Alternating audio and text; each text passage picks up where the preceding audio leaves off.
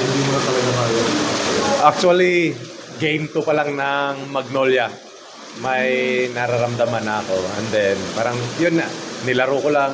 Matapos yung game 2, yung game 1. Tsaka kanina lang nung nag-layup ako. Parang, hindi ko na maangat. So, hindi naman siya, nung tiningnan ng doktor, hindi naman siya grabe. Hindi naman grabe. Pero pinapahinga lang ako para hindi mag-grabe. Pero doubtful, sabi ni Coach Coach, doubtful ka daw for Sunday. Parang, ganun ba yung status mo ngayon? Parang ganun na nga. Doubtful pa ako. Wala pa ako. Di pa sure talaga na makalaro ako sa Sunday. Anong pakiramdam mo ngayon?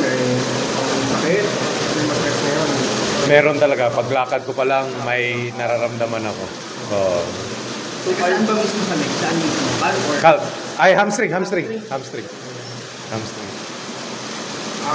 Pero anong masasabi mo dun sa pag-take over ni amigo mo? Talagang hats off talaga kay amigo Calvin. Talagang sabi ko nga sa kanya na, amigo, wala ako. Hindi ko na kaya bumalik. Ikaw na bahala, sabi niya. Sige.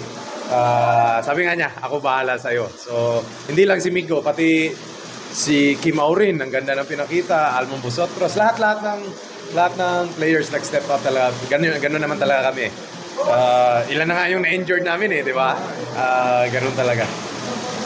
Sabi mo na, daming injury, sa inyo, parang challenging lang ito for the training ngayon. Sobrang challenging kasi ang dami nang nada-down sa amin, tapos alam nyo naman na may goal talaga. 'Di ba? Kailangan manalo, mag-finals, alam nyo naman 'yan. Pero ganoon talaga. Pagdaanan mo na yung hirap bago ka mag-champion bago ka mag-finals, ganoon talaga. Pero pag pipilitin mo ba maglaro sa Sunday? O sa ngayon, naramdam mo?